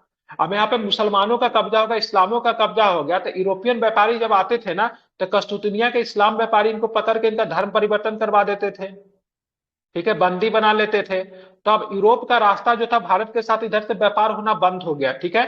तब जाके नई दुनिया की खोज होना प्रारंभ हुआ, ठीक है। तब जाके Vasco D gamma, Bartholomew Diaz, ये सब मतलब बाहर निकला, कोलंबस बाहर निकला, नए नए रास्ते को ढूंढना शुरू किया। लेकिन पहले व्यापार इसी से रहता था, तो इसी रास्ते से होता था। तो कस्तुतुनिया पे जो बात करेंगे 1453 में यहाँ पे मुसलमानों का अधिकार हो जाता है। उसके बाद मतलब क्या होता है, नए नए रास्ते खोजने की आवश्यकता मतलब महसूस होती है, ठीक है। तो इस्तांबुल का पुराना नाम जो था कस्तुतुनिया ही था, ठीक है। ध्यान में ये शहर बहुत इंपॉर्टेंट क्या है, ये शहर में देखेगा ना तो ये बीच में समझिए शहर है। इधर थोड़ा सा कूद के आइएगा तब एशिया में पहुंच जाएगा, इधर कूद के आइएगा तब यूरोप में पहुंच जाएगा। मतलब एशिया और यूरोप के बीच में ये शहर पड़ता है इस्तांबुल, ठीक है। तो ये आधा एशिया में है, आधा मतलब क्या है, यूरोप में है, ठीक है। ध्यान में रखेंगे। अब यहाँ पे क्या होता है, 1925 में क्या आता है, तुर्की में टोपी और औरतों को बुर्का पहनने के कानूनी प्रतिबंध लगा दिया गया। अभी देखिए, अभी इस्लामिक राष्ट्र क्या करता है, वैसे लोगों को पकड़ के जेल में बंद करता है, जस्ट लाइक ईरान, जहां पे महिलाएं मतलब बुर्का नहीं पहन रही है, ठीक है। पुरुष बड़े दाढ़ी नहीं रख रहे, पुरुष जो है टोपी नहीं पहन रहे। लेकिन उस समय इन्होंने पूरी तरीके से अपने राष्ट्र को वेस्टर्नाइज करने की कोशिश किया। कैसा बनाया? पश्चिमीकरण की तरफ अपने राष्ट्र को मतलब बढ़ाने का कोशिश किया। पुरानी परंपरा जो थी, जो कि धार्मिक परंपरा को फॉलो किया जाता, वैसा करने पे लोगों पे प्रतिबंध लगा दिया। अगर महिलाएं अगर बुर्का पहन नहीं सकती थी, बुर्का पहनने को बैन कर दिया गया, ठीक है। पुरुष को टोपी पहनने पे मतलब बैन कर दिया गया, ठीक है। पूरी तरीके से मतलब क्या किया गया, तो पश्चिमीकरण किया गया, ठीक है। लेकिन अभी ये सब काम न करने पे मतलब क्या क्या जेल दिया जाता, उस समय उन्होंने उतना बैन कर दिया, ठीक है। सेकुलर स्टेट बना दिया। अभी कोई मुस्लिम स्टेट सेकुलर स्टेट नहीं है, कोई भी इस्लामिक स्टेट की बात करूं सेकुलर स्टेट नहीं है। Pakistan not secular, Saudi Arab secular नहीं, ओमान सेकुलर नहीं है, ईरान सेकुलर नहीं है, ठीक है। बात करूंगा ये क्या नाम है, तुर्की, जो उस समय सेकुलर था, 1924 से सेकुलर था, सेकुलर नहीं है। सब क्या है, धार्मिक राज्य है। धार्मिक राज्य कहने का मतलब क्या, स्टेट का अपना रिलीजन है, ठीक है। क्या है, स्टेट का अपना रिलीजन है। जब राज्य का अपना धर्म हो तो उसको धार्मिक राज्य कहते हैं, ठीक है। लेकिन 1924 में जिस समय तुर्की बन रही थी तो वहां पे मतलब सेकुलर स्टेट की बात कही गई थी। लेकिन अब सब खत्म है, अब कुछ भी नहीं है, ठीक है। भारत को हम लोग धर्मनिरपेक्ष राज्य क्यों कहते हैं, क्योंकि भारत को ये नहीं कहेंगे से भारत पे किस धर्म की जनसंख्या ज्यादा है कम है। भारत का अपना कोई धर्म नहीं है, ठीक है। राज्य का कोई अपना धर्म नहीं है, ठीक है। सभी लोगों को अपने धर्म को मानने की आजादी है, जो कि उस समय तुर्की में 1924 में था, अब नहीं है, ठीक है। ध्यान में रखेंगे। तो तुर्की में बहुत कुछ ज्यादा नहीं है। मुस्तफा कलाम पाशा से एक दो प्रश्न पूछा जाता है, आता तुर्की किनको कहते हैं, ठीक है। एक जो था, एक लड़ाई हुआ था गल्ली पोती का युद्ध में, सेनापति कौन था ये पूछा है एक दो बार में। उसका लेजान की संधि तुर्की और यूनान के बीच में 1923 में होती, वो पूछा है। तुर्की में गणतंत्र की स्थापना 1923 में हुई, वो पूछा है। खिलाफत को कब समाप्त कर दिया गया, खलीफा को पद को कब समाप्त कर दिया गया, ठीक है। खलीफा को पद को कब समाप्त कर दिया, 1924 में समाप्त कर दिया गया, वो पूछा है।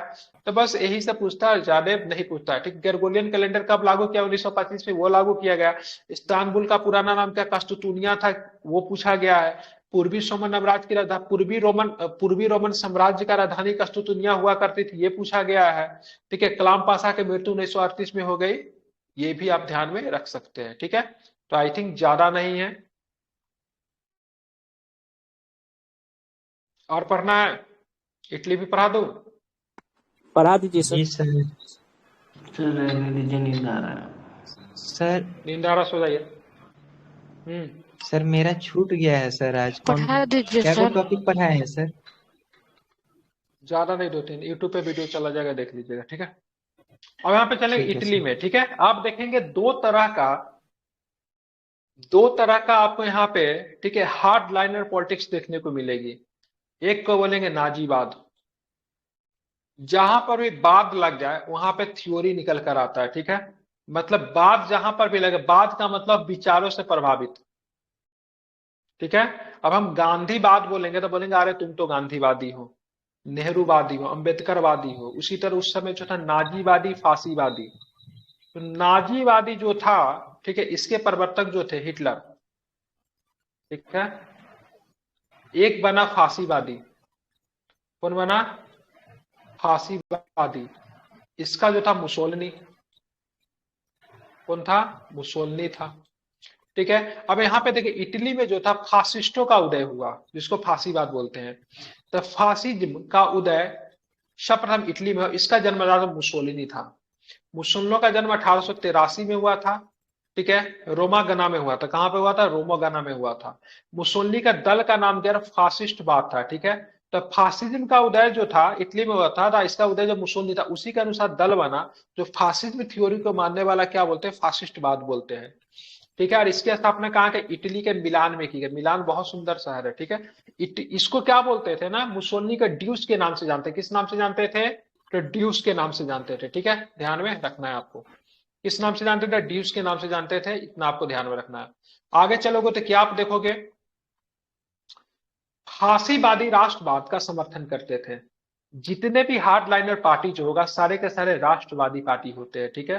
अब हार्डलाइनर पार्टी में क्या बोलोगे, ठीक है, तो फांसीवादी हार्डलाइनर था, नाजीवादी भी हार्डलाइनर है, बहुत सारा पार्टी, कुछ धार्मिक पार्टी जो होता है वो भी हार्डलाइनर होता है।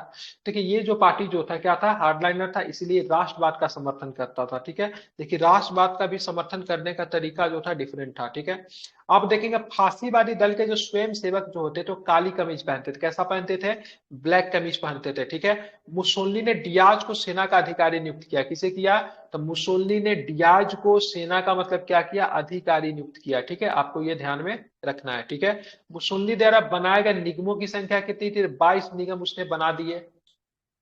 राष्ट्रीय निगम परिषद का अध्यक्ष जो था खुद मुसोलिनी था, जिसके सदस्यों की संख्या की बात करें कितनी था? तो उसमें सदस्यों की संख्या की बात करेंगे 500 था, ठीक है। Grand council of fascist party के सदस्यों की संख्या 25 थी।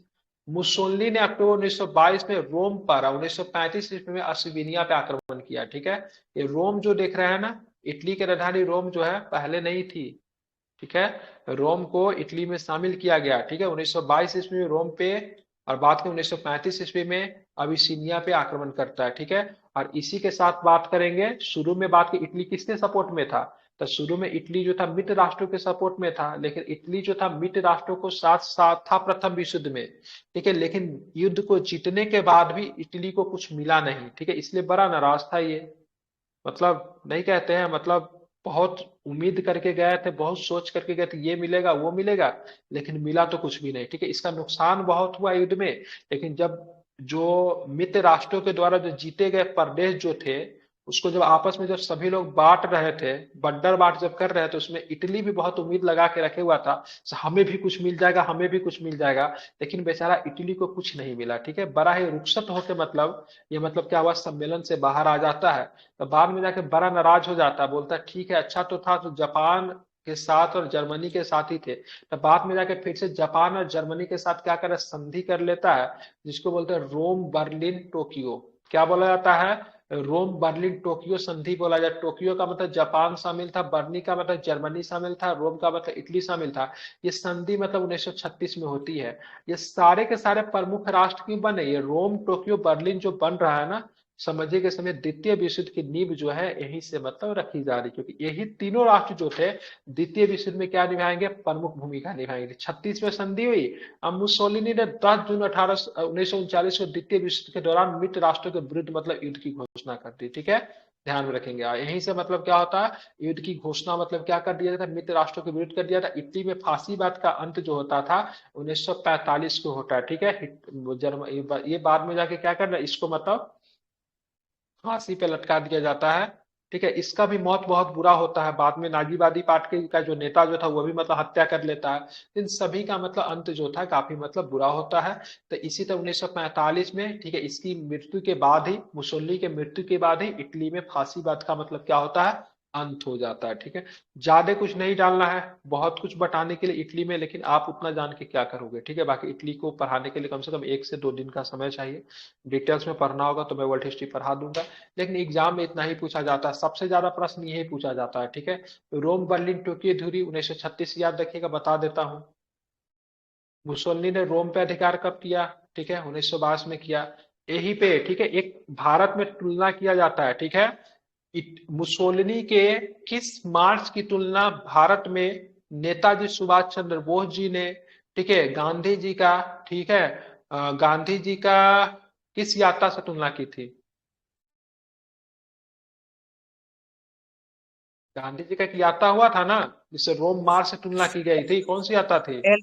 एल्प से, पेरिस से एल्प अरे की यात्रा। पेरिस से एल्बा तो जो था, पेरिस से एल्बा तो यात्रा जो था फ्रांस में नेपोलियन का यात्रा था, रोम मार्च बात करेंगे। ठीक है, मुसोलिनी का रोम मार्च, ठीक है, और इसका क्या बोलते थे, नेपोलियन का। ठीक है, पेरिस से एल्बा यात्रा की तुलना की जाती, गांधी जी के द्वारा जो साबरमती आश्रम से जो चले थे, ठीक, कहाँ चले, डांडी की यात्रा की तुलना की जाती है। ठीक है, तो रोम मार्च जो था ना, रोम जो था, रोम मार्च करके जब मुसोलिनी जब निकलता, बड़ा सा सेना निकल के, तो इटली का जो राजा जो रहता गद्दी छोड़कर मतलब क्या हो जाता, भाग जाता है, और रोम पे मतलब क्या हो जाता है, कब्जा किसका हो जाता है, मुसोलिनी का हो जाता है। ठीक है, ध्यान में रखेंगे। आप चलेंगे जर्मनी में नाजीवाद का उदय। ठीक है, तो जर्मनी में नाजी दल का उत्थान हिटलर के नेतृत्व में हुआ। हिटलर की जन्म की बात करें 1889 में हुआ। कब हुआ? 1889 में इसका जन्म होता है। 1889 में एक और भी भारतीय नेता का जन्म होता है। किसका जन्म होता है? नेहरू जी जवाहर का। ठीक है, जिस साल नेहरू जी का जन्म हुआ उसी दिन हिटलर जी का भी जन्म हुआ। ठीक है, लेकिन दोनों में समानता कितनी थी आप देख सकते हैं, दोनों का विचार में कितना अंतर था। ऑस्ट्रिया के ब्रोना नामक शहर में हुआ। इसका जन्म ये पूछ देता है क्योंकि ये जर्मनी का था, लेकिन इसका जन्म इसका कहा होता है, ऑस्ट्रिया में होता है। कहाँ पे होता है जन्म, कहाँ पे होता है इसका, हिटलर का? ऑस्ट्रिया में होता है। ठीक है, और हिटलर बचपन में चित्रकार बनना चाहता था, लेकिन गार्जियन क्या, उसके घर वाले चाहते थे इसको पादरी बनाना। ये क्या बनना चाहता था? चित्रकार बनना चाहता है, लेकिन इसके मम्मी पापा क्या चाहते थे, ये पादरी बन जाए। क्या बन जाए? पादरी बन जाए। ठीक है, ध्यान में रखेंगे। ठीक है, प्रथम विश्व युद्ध में जब हिटलर की बात करें 1914 से लेकर 18 में हिटलर की बात करें, तो जर्मनी की तरफ से मतलब लड़ा था, और युद्ध में मतलब अभूतपूर्व वीरता के लिए उसे मतलब आयरन क्रॉस प्राप्त हुआ था।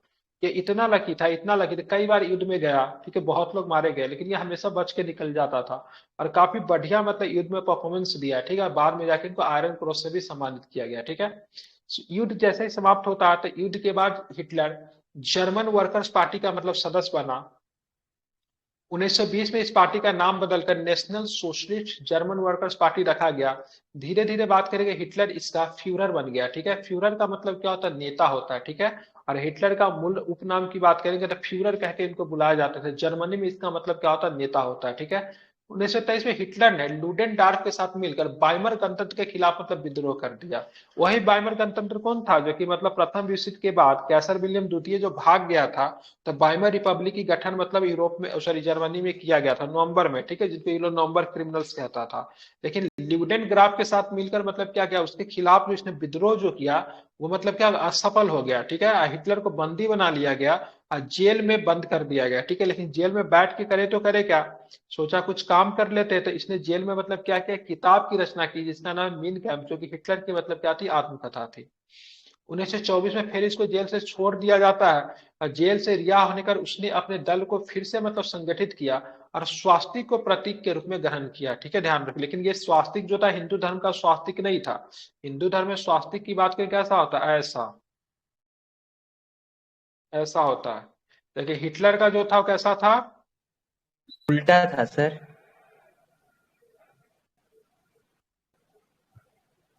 अरे कैसे था, ये टेढ़ा था। ठीक है, इसको सर ऐसे इसका कर टेढ़ा दीजिए, था, इसको उल्टा ऐसे था कर सर। दीजिए।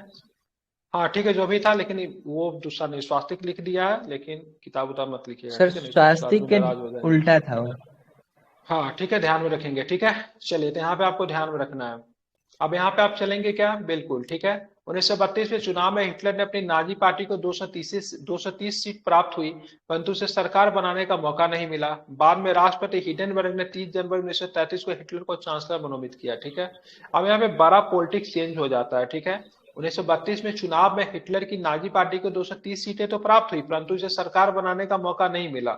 अब ये जनता को ना बड़ा मतलब ना प्रभावित कर देता था। रीजन क्या था, बोलता था तो मतलब बहुत बेहतरीन बात, बहुत अच्छा वक्ता था ये, ठीक है।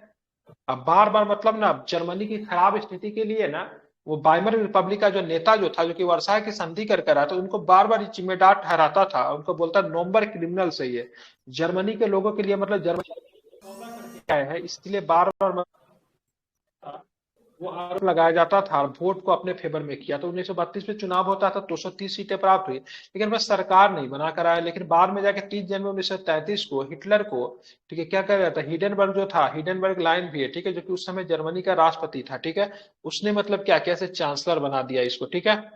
यही सबसे बड़ी गलती हो जाती है। और सबसे बड़ी गलती ये हो जाती है 1933 में चांसलर बनाता है, ठीक है, लेकिन हिडेनबर्ग जो था हिटलर का बहुत बड़ा विद्रोही था। बोलता था मेरे जीते जी कभी हिटलर मतलब क्या हो सकता है, बन ही नहीं सकता चांसलर। लेकिन गलती क्या होता है, 1934 में हिडेनबर्ग जो था मतलब क्या कर दिया गया, तो मतलब क्या हो गया, मृत्यु हो जाती है। उस समय के संविधान में ऐसा था ना, अगर बीच में अगर राष्ट्रपति की अगर मृत्यु हो जाएगी ना, तो राष्ट्रपति का चुनाव नहीं होगा, बल्कि चांसलर के पद में ही राष्ट्रपति के पद को मिला दिया जाएगा। ये जो रीजन जो था हिटलर को मतलब पावरफुल बनाने में सबसे बड़ा रीजन बनकर निकलता है, ठीक है। और 1934 में हिडेनबर्ग की मृत्यु होती है, चांसलर और राष्ट्रपति के पद को मिलाकर एक कर दिया गया।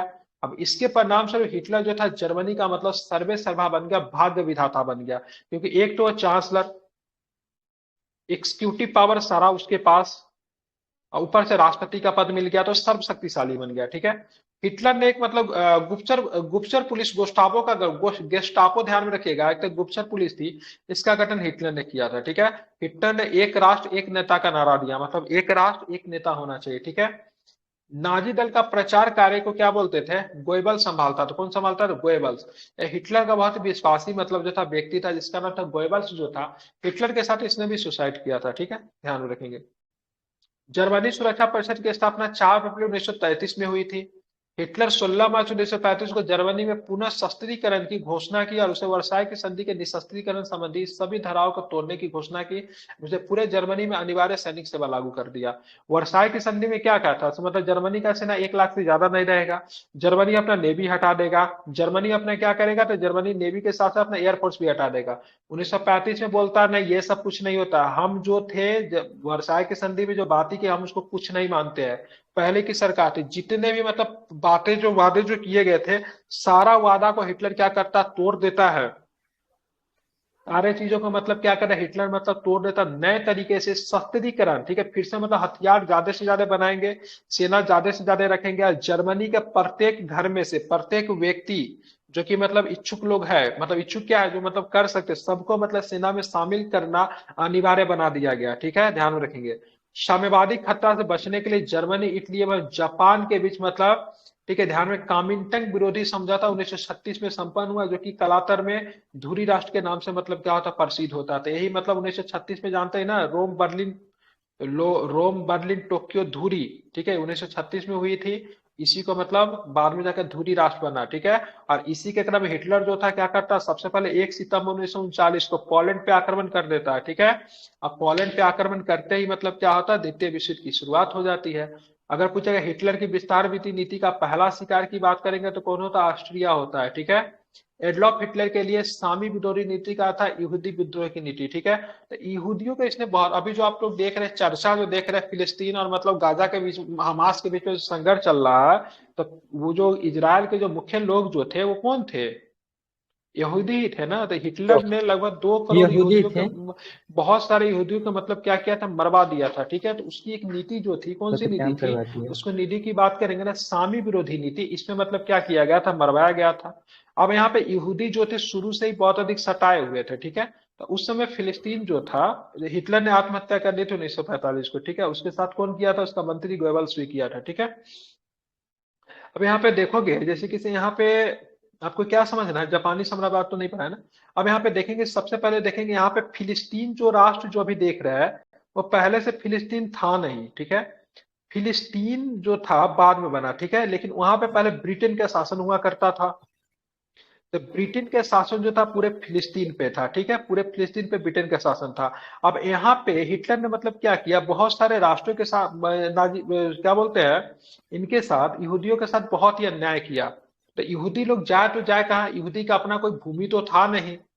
तो बाद में वहां पे सबसे पहले मतलब क्या था, तो सबसे पहले उन्होंने सोचा कि भाई हमारा तो कोई अपना भूमि है नहीं, ठीक है। तो उन्होंने मुख्य रूप से मतलब क्या क्या फिलिस्तीन को ही अपना भूमि माना।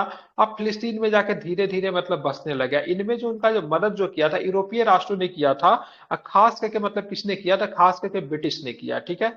और धीरे धीरे फिलिस्तीन में जब वो बसने लगे, उनकी जनसंख्या जब ज्यादा होने लगी, तो शुरू में तो जमीन खरीद के बसा। लेकिन 1948 में एक युद्ध होती है, युद्ध में भी वो जीत जाते हैं। फिर 1967 में युद्ध होती है, उसमें भी वो जीत जाते हैं। और धीरे धीरे वहां पे मतलब यहूदियों की संख्या मतलब बढ़ने लगी, जो कि अभी तक आप एक देश के रूप में देखते हैं। इजराइल को 1948 में खुद को देश घोषित कर देते हैं। और अब देखेंगे इतना बड़ा संघर्ष का मतलब कारण मतलब क्या है आपका बना हुआ है, ठीक है। जापानी साम्राज्यवाद ज्यादा नहीं है, थोड़ा सा ही बता देता हूं, ठीक है। जापान पहले बंद अर्थव्यवस्था था, ठीक है। क्या था, बंद अर्थव्यवस्था था, ठीक है। जापान को जबरदस्ती खोलाया गया था यूएसए को, मतलब तलवार के बल पे मतलब जापान को खोला गया व्यापार करने के लिए, ठीक है, यूएसए के द्वारा, ठीक है। तो देखेंगे जापानी साम्राज्यवाद का सबसे पहला, उसके बाद जापान ऐसा कुख्यात बन के निकला ना, ऐसा कुख्यात बन के निकला से किसी को नहीं छोड़ा, ठीक है। जापान पहले एकदम चुपचाप था बेचारा, अपना चुपचाप रहता था, किसी से कोई मतलब नहीं। लेकिन क्या कर, अमेरिका 2-4 जहाज को भेज देता है, जस्ट जापान के मार्केट को ओपन कर दिया जाता है व्यापार के लिए, ठीक है। उसी का जापान जो था धीरे धीरे विकास करता है, एक साम्राज्यवादी देश बन के निकलता है। जापानी साम्राज्यवाद का सबसे पहला शिकार की बात करेंगे, चीन में होता है, ठीक है। चीन में एक संकट आते 1931 में, मंचूरिया संकट बोलते हैं, ठीक है। चीन के लोग सोए रहते, जैसे अभी आप क्या करें, 11 बज रहा है, आप जाके सो जाए, ठीक है। सो जा, सवेरे सवेरे उठे आप देखेंगे हम जेल में बंद है, तो कैसा फील होगा, ठीक है। उसी तरह जब चीनी लोग थे रात में सोए हुए थे, सवेरे उठते तो देखते गुलाम बन चुके हैं जापान का, ठीक है। सवेरे सवेरे उठते तो पूरा मंचूरिया में क्या, तो जापानी आर्मी पूरे मंचूरिया में भरा हुआ है, ठीक है। पूरा मंचूरिया को ही मतलब क्या किया है, जापानी आर्मी ने घेर लिया, इसको मंचूरिया संकट बोलते हैं, ठीक है। तो जापानी साम्राज्यवाद का सबसे पहला शिकार की बात की चीन होता है। 1863 में एक अमेरिकी नाविक पेरी ने बल प्रयोग करके जापान के द्वारा अमेरिकी व्यापार के लिए खोला, ठीक है। तो वही मैं आपको बता रहा था, जापान बड़ा सा बताओ अच्छा बच्चा था, किसी से कोई मतलब नहीं रखता था। लेकिन एक दिन क्या, इस बच्चे को क्या क्या किसी ने मतलब पीट दिया, उसके बाद पीट दिया, उसके बाद उसने ऐसा खुन्नस निकाला, तो जिसने पीटा उसको मतलब बर्बाद करने की पूरी ठान ली। लेकिन बाद में क्या था, फिर से वो बच्चा खुद ही बर्बाद हो जाता है, क्योंकि नागासाकी और हिरोशिमा पे परमाणु बम से हमला किया जाता है, ठीक है। तो बाद में 1863 तक जापान जो था एकदम शांत था, दुनिया से कोई संपर्क नहीं था। लेकिन क्या था, एक नाविक का नाम था पेरी, उसने मतलब बल प्रयोग करके, ठीक है, अमेरिकी व्यापार के लिए मतलब जापान को मतलब क्या किया, खुलवा दिया, ठीक है। जब वहां पे खुलवा दिया तो जापान में आधुनिकीकरण की प्रक्रिया की शुरुआत किसका नाम, मुत्सुहितो, ठीक है, वहां का राजा था। क्या नाम था, मुत्सुहितो जो था वहां का राजा था, ध्यान में रखेंगे उसको। तो वो जैसा ही मतलब खुलवाया गया, तो 1872 में जापान में सैनिक सेवा मतलब अनिवार्य कर दी गई। हमारे देश में सैनिक सेवा अनिवार्य नहीं है, अगर सैनिक सेवा अनिवार्य अगर हो जाएगा, ठीक है, तो सरकार जब चाहेगी तब आपको बुला लेगी, चलो बॉर्डर पे तुम्हारी जरूरत है, ठीक है। तो बहुत सारे देशों में सैनिक सेवा अनिवार्य है, भारत पे सैनिक सेवा क्यों अनिवार्य करेगा, भारत का तब जनसंख्या ही इतना है, तो सरकार वैकेंसी निकालना सब सेना में जाने के लिए तैयार कर देगा। लेकिन मान लो छोटा देश जिसकी जनसंख्या 4 लाख है, 5 लाख है, 7 लाख है, ठीक है, तो वहां पे सैनिक सेवा करने के लिए लोगों की संख्या चाहिए, वहां पे वैसे यंग पीपुल है नहीं, जो कि बहुत सारे यंग पीपुल है तो सेना में जाना नहीं चाहते, तो सरकार को मजबूरन क्या करनी पड़ती है, तो वहां पे सैनिक सेवा अनिवार्य करनी पड़ती है। जैसे कि द्वितीय विश्व युद्ध के समय, फिर प्रथम विश्व युद्ध के समय बहुत सारे देशों में सैनिक सेवा अनिवार्य कर दी गई। तब इसे रसिया ने भी किया था, रसिया ने सैनिक सेवा अनिवार्य कर दिया, यूक्रेन के खिलाफ लड़ने, तो बहुत सारे लोगों ने अपना हाथे तोड़ लिया, मेरा हाथे नहीं, हम लड़ाई किससे लड़ने जाएंगे, ठीक है। कुछ लोग नहीं सर जाना चाइना चाहते में थे, सर, तो उन्होंने अपना, चाइना में भी है बिल्कुल, चाइना में तो कम्युनिस्ट पार्टी, कम्युनिस्ट कंट्री का तो नाम ही छोड़ दीजिए। चाइना में रहे चाहे नहीं रहे, सरकार जो चाहेगी सो आपको करना पड़ेगा, मौलिक अधिकार जीरो है वहां पे, फंडामेंटल राइट नहीं है। अभी आपको सरकार किसी काम करने के लिए बात करेगी, आप कोर्ट में चले जाएंगे, सरकार के ऊपर केस कर दीजिएगा, क्योंकि आपका फंडामेंटल राइट का हनन हो रहा है, ठीक है। चलिए, तो यहाँ पे मतलब 1872 में क्या होता है, जापान में सैनिक सेवा अनिवार्य कर दिया जाता है। 1905 में एक लड़ाई होती है, जो कि बाद में हम लोग पहले भी पढ़े थे, ठीक है। रूस और जापान की युद्ध होती है। अगर रूस की बात करेंगे, रूस की बात करें, रूस इतना बड़ा है ना, तो जापान समझिए बुंदा है, जापान यही है, ठीक है। रूस के पूरा समझ लीजिए, ठीक है। इतना बड़ा होने के बाद भी जापान से रूस बुरी तरीके से हार जाता है, इसे रूस के लिए बड़ा मतलब क्या था, ये बड़ा शर्म की बात था, ठीक है। जापान रूस युद्ध की समाप्ति 5 सितंबर 1905 को, ठीक है। एक संधि होती है, इसका मतलब पार्ट्समाउथ, ठीक है, पार्ट्समाउथ संधि के साथ होती है। पार्ट्समाउथ की संधि में जो मतलब मीडिएटर की भूमिका निभाता है यूएसए निभाता, कौन निभाता है, यूएसए जो था इस संधि में क्या करता, मीडिएटर की भूमिका निभाता है, ठीक है। और जापान ने 1931 में अपनी साम्राज्यवादी आकांक्षाओं की पूर्ति के लिए मंचूरिया पे आक्रमण कर लिया, जो कहानी हम आपको ऊपर में समझा रहे थे, मंचूरिया संकट, ठीक है, ध्यान रखेंगे। 20 मार्च 1933 को जापान ने राष्ट्रसंघ की सदस्यता त्याग दी, ठीक है, क्योंकि जापान के साथ भी बहुत कुछ हुआ था, तो इसने सबसे पहले बोला कि भाई तुमको राष्ट्रसंघ में रहना ही नहीं, राष्ट्रसंघ जो किसी काम की संस्था नहीं है, ठीक है। एक बोला पीत आतंक, पीत आतंक के नाम से किस देश को जानते थे, जापान को जानते थे। द्वितीय विश्व ने जापान ने धुरी राष्ट्र का साथ दिया, वही रोम टोक्यो बर्लिन धुरी कब हुई थी, बर्लिन रोम टोक्यो धुरी कब हुई थी, एक संधि हुई थी तीनों के बीच में, अभी बताया ना, कोई तो बोल दीजिए।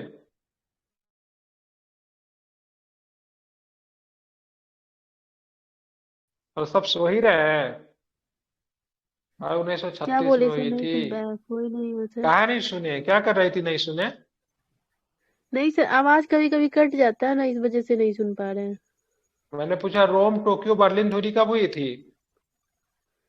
रोम टोक्यो बर्लिन 36 में 1936 में हुआ था, ठीक है, 1936 में हुआ था, ठीक है। और यही वजह था से यही तीनों राष्ट्र मिलकर मतलब क्या करेंगे, धुरी क्या बनाएंगे, धुरी पार्टी बनाएंगे, ठीक है, जो कि मतलब द्वितीय विश्व युद्ध में पार्टिसिपेट करेगा, ठीक है। धुरी राष्ट्र यही बनाएंगे तीनों मिलकर, ठीक है। द्वितीय विश्व युद्ध जापान किसके साथ था, तो रोम टोक्यो बर्लिन धुरी जो 1936 में हुई थी, उसी के आधार पर धुरी राष्ट्र का साथ दिया, ठीक है।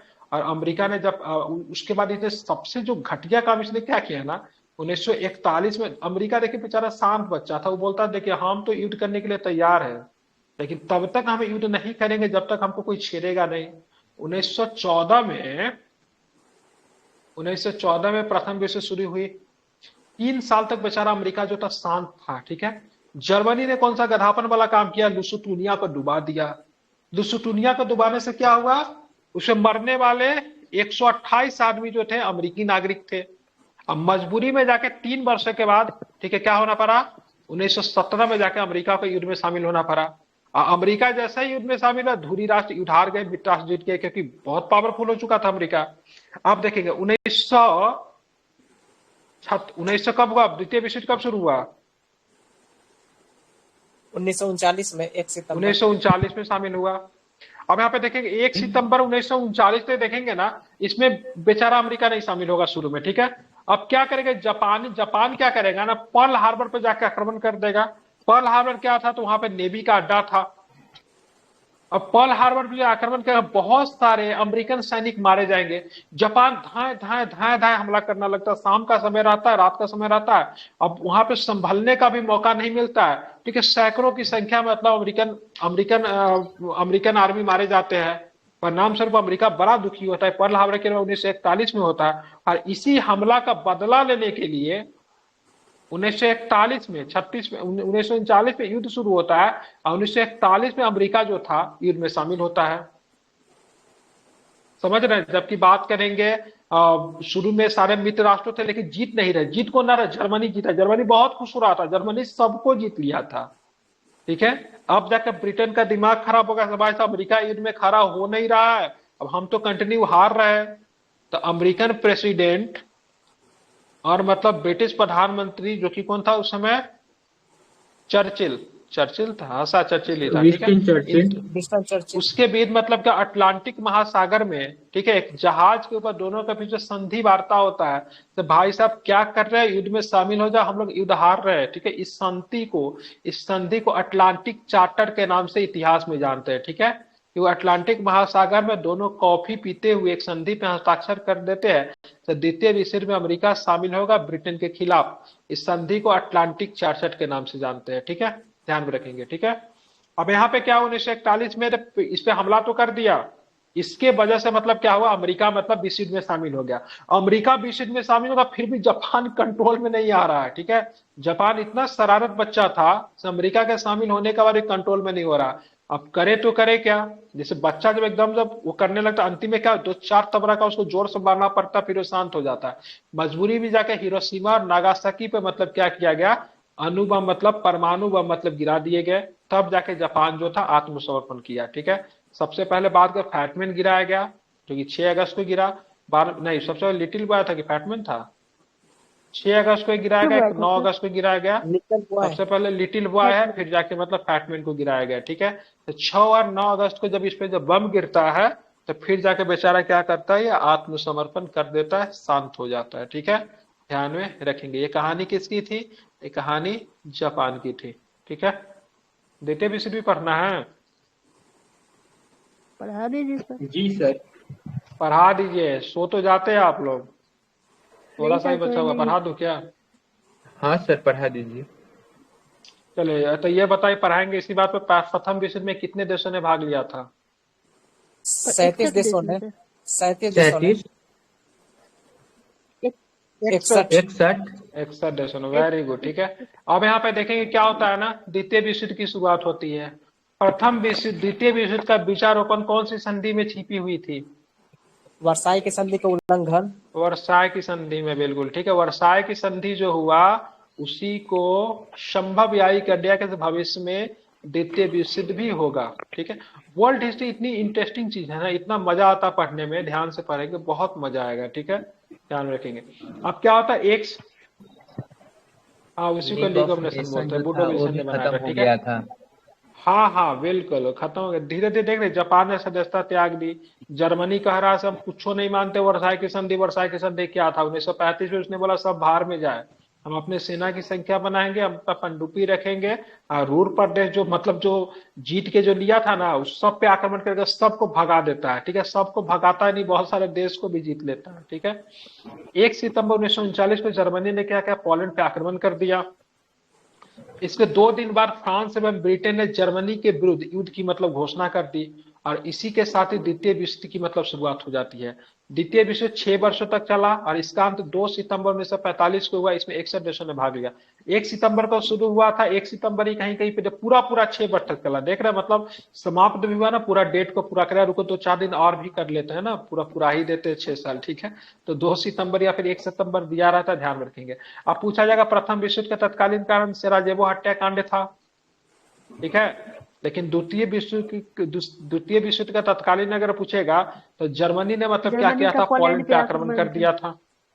ये द्वितीय विश्व युद्ध में मतलब एक जर्मनी सेनापति था, ठीक है, बड़ा तगड़ा आदमी था। ठीक है, जिसका नाम था रोमेल। ठीक है, इसको बोलते हैं डेजर्ट फॉक्स। ठीक है, मतलब क्या बोलते थे, मरुस्थल का लोमड़ी कहा गया था इसको।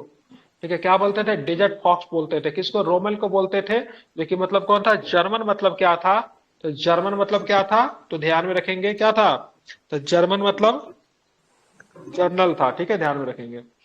म्यूनिक पैक्ट, ठीक है, म्यूनिक पैक्ट की बात करें 1938 में संपन्न हुआ। जर्मनी ने वर्साई की संधि का उल्लंघन कब किया, 1935 में उल्लंघन कर दिया। स्पेन में गृह युद्ध 1836 में शुरू होता है। संयुक्त रूप से इटली एवं जर्मनी का पहला शिकार कौन था, स्पेन था। स्पेन में गृह युद्ध चल रहा था, उधर से इटली ने हमला कर दिया, इधर से जर्मनी ने हमला कर दिया, बीच में बेचारा स्पेन दब गया, दोनों ने मतलब क्या किया, स्पेन पर अधिकार कर लिया। ठीक है, जर्मनी द्वारा सोवियत संघ पे आक्रमण करने की योजना का ऑपरेशन बारबोसा कहा जाता है। जर्मनी का सबसे बड़ा गलती जो था, सोवियत संघ पे हमला करना, क्योंकि सोवियत संघ बेचारा बड़ा शांत था। वो बोला भाई सब 1917 में 1905 में हमको जापान हरा दिया, 1900 मतलब प्रथम विश्व युद्ध में मेरी दुर्गति हो गई। तो लेनिन जब वहां पे सत्ता में आता, लेनिन बोलता है से आज के बाद रूस किसी भी युद्ध में पार्टिसिपेट नहीं करेगा। ठीक है, और जब बाद में रूस की स्थिति इतनी खराब हो जाती है, जब प्रथम विश्व युद्ध के समाप्त होने से पहले ही मतलब क्या हो जाता है, रूस जो होता है प्रथम विश्व युद्ध से आउट हो जाता है। 1917 में ही आउट हो जाता है, जबकि युद्ध समाप्ति 1918 में होती है। और द्वितीय विश्व युद्ध में रूस जो था शामिल नहीं होता है। देखिए गधा जो जर्मनी जो था, उसने क्या किया, रूस के ऊपर हमला कर दिया। और रूस के ऊपर हमला कर दिया, रूस का उस समय का जो शासक जो था, उसका नाम क्या, स्टालिन था। कौन था, पढ़े थे ना, 1924 में लेनिन की मृत्यु हो जाती है, उसके बाद सत्ता स्टालिन के हाथों में आ जाती है। स्टालिन कैसा व्यक्ति था, तानाशाही व्यक्ति था। तो उस समय स्टालिन जो था वहां का शासक था। और जर्मनी के द्वारा रूस पे जो हमला किया जाएगा, इसको नाम क्या रखा, ऑपरेशन बारबोसा। क्या रखा गया, बारबोसा। Operation Barbosa. ठीक है, ध्यान में रखेंगे। अब आगे चलते हैं कि क्या देखने को मिलता है। अब यहाँ पे 23 अगस्त 1939 को जर्मनी रूस पे आक्रमण समझौते में हस्ताक्षर हुए। ठीक है, जर्मनी रूस आक्रमण समझौते पे हस्ताक्षर हुआ। जर्मनी ने रूस पे समझौता उल्लंघन का आरोप लगा के उस पे 22 जून 1941 को आक्रमण कर दिया, जबकि दोनों ने संधि कर रखा था। ठीक है, 1939 में दोनों ने संधि किया था, 23 अगस्त 1939 को संधि किया। ठीक है, उसके 1 महीना के बाद युद्ध प्रारंभ होता है। संधि में क्या था, ना तो जर्मनी कभी रूस पे मतलब हमला करेगा, ना मतलब रूस कभी जर्मनी पर हमला करेगा, लेकिन बस जर्मनी ने रूस पर समझौता का उल्लंघन का आरोप लगाकर उल्टे क्या करता है, उस पर हमला कर देता है। जर्मनी ने रूस पे समझौता का उल्लंघन का आरोप लगा, उस पर हमला 22/1941 को आक्रमण कर दिया। फरवरी 1943 में रूसी सेना जर्मनी को हराने में सफल रही। ठीक है, तो फरवरी 1943 में रूसी सेना जर्मनी को हराने में मतलब क्या हो जाती है, सफल हो जाती है। अब यहाँ पे एक बड़ा डिफरेंट चीज देखने को मिलता है। हालांकि आप लोग को अगर मैं समझाना भी चाहूँ तो आप नहीं समझ पाएंगे, लेकिन फिर भी मैं कोशिश करता हूँ समझ जाएंगे। देखिए, यहाँ पे विचारवाद की लड़ाई चल रही थी ऑलरेडी, यूएसए और मतलब रशिया में चल रही थी। ठीक है, यूएसए की बात करें, यहाँ पे पूंजी पार्टी कैपिटलिस्ट गवर्नमेंट थी। रशिया की बात करेंगे तो यहाँ पे कम्युनिस्ट गवर्नमेंट थी। ठीक है, ये दोनों जब यहाँ पे जर्मनी जब मतलब रशिया पे जब हमला जब करता है, तो रशिया बेचारा करे तो करे क्या, जर्मनी के साथ लड़ नहीं सकता था, यूएसए के साथ से यूएसए से मतलब समर्थन नहीं मांग सकता था, क्योंकि यूएसए समर्थन मांगने में इसको लज्जा आएगी, क्योंकि जिंदगी भर मतलब बुराई किसका किया, यूएसए का बुराई किया, क्योंकि कम्युनिस्ट स्टेट है ना, तो साम्यवादी स्टेट हमेशा पूंजीवादी राज्य का मतलब विरोध करता है। लेकिन बाद में जाके यूएसए और रशिया के बीच एक संधि हो जाता है, जिसको देखकर पूरा विश्व क्या होता है, लजा जाता है। ठीक है, इसको बोलते हैं पूरा विश्व मतलब क्या हुआ, लजा गया। अब इसको मैं कैसे समझा, अभी तक इसको आप समझ नहीं पा रहे। समझ लीजिए मतलब ना, सर ओवैसी ने मोदी पीके जी के सर, साथ संधि कर लिया। ठीक है, एजी बस इतना सिंह समझ जो नाम लीजिए। के जो लड़का है ना सर, एजी सिंह नाम के लड़का, हम्म इसको इसको थोड़ा सर देखिएगा सर, सही नहीं है सर। क्या हुआ? सर मैसेज किया है सर, क्योंकि हम अपने फैमिली के भी मेंबर्स को इसमें ऐड किए हुए हैं, सिस्टर को, तो उसको मैसेज किया है। गला तेजी सिंह, ठीक है, ऐसी बर्दाश्त नहीं की जाएगी। ठीक है, अब यहाँ पे देखेंगे, ठीक है, भेजना, मुझे निकाल देंगे। अब चलेंगे यहाँ पे क्या था, तो जर्मनी की ओर से द्वितीय विश्व युद्ध की बात करेंगे तो 10 जून 1940 को इटली ने मतलब क्या किया, प्रवेश किया। ठीक है, इटली बाद में जाके जर्मनी की तरफ से मतलब लड़ना शुरू करता है, इसको आपको ध्यान में रखना है। ठीक है, अमेरिका का द्वितीय विश्व युद्ध में प्रवेश 1941 के हुआ। रीजन क्या था बता ही दिया हूँ। ठीक है, हवाई द्वीप पे, ठीक है, हवाई द्वीप में स्थित जो था 1941 पर्ल हार्बर पे अमेरिकी नौसैनिक अड्डे पे मतलब क्या गया, जबरदस्त हमला किया गया। ठीक है, इसको ध्यान में रखेंगे। उसके बाद बात करते हैं द्वितीय विश्व युद्ध के समय इंग्लैंड का प्रधानमंत्री कौन था, चर्चिल था। और राष्ट्रपति यहाँ पे अमेरिका का क्या बात करेंगे, तो फ्रैंकलिन डी रूजवेल्ट था। ठीक है, ध्यान में रखेंगे।